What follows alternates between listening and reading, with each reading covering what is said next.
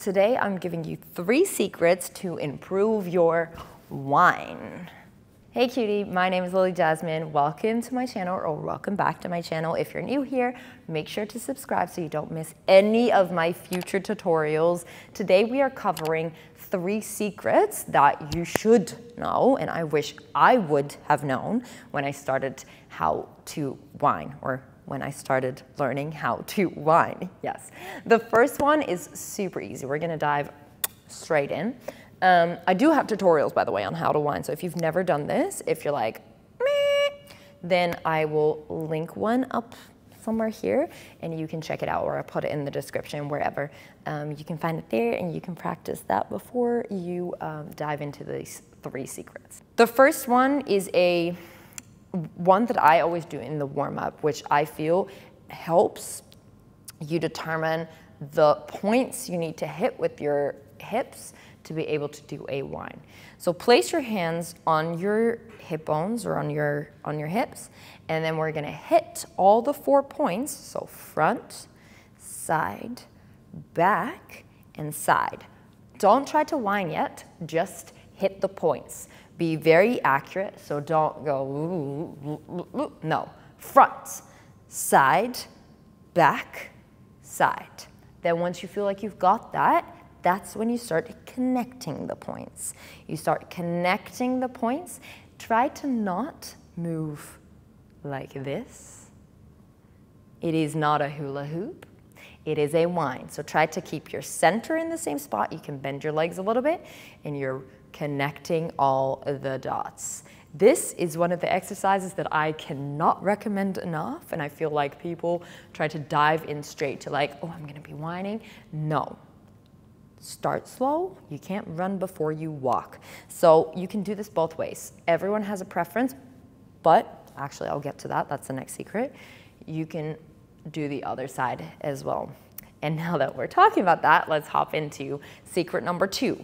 You know when everyone has a preference, because you'll see it in choreos. When you go to a choreo class, and you'll see me do this as well. When you go to a choreo class and the teacher has a different preference than you, and you're like, wait, what? I cannot do the whine the other way.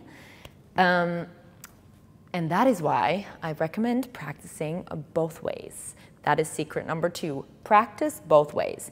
And no, not just because you might be going to a class where you have to go into another direction, but also because practicing the wrong way will increase your range of motion and also your skill on the other side. I can attest to this because as soon as I started practicing my bad side with whining, my other side got so much more fluid, because you basically start from scratch when you're doing the other side. So we did the points, boom, boom, boom, and then we connected them.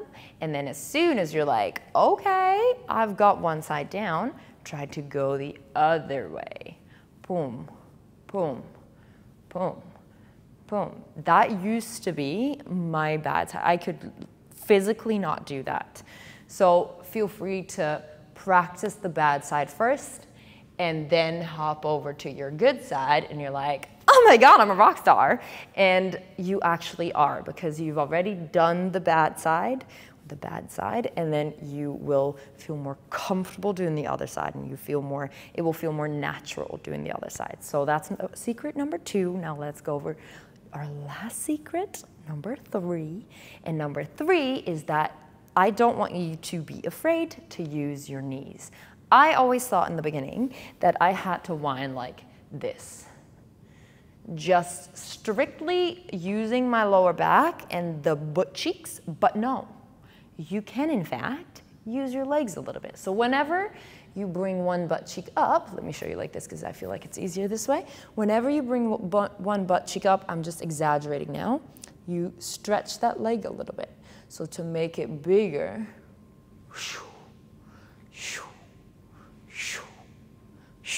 and let me show you from the back. So this is when I whine normally or without legs, and this is when I use my legs. Choo, choo, choo, choo.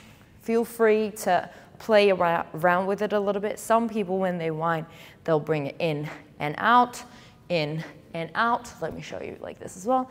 In and out, in and out, in and out.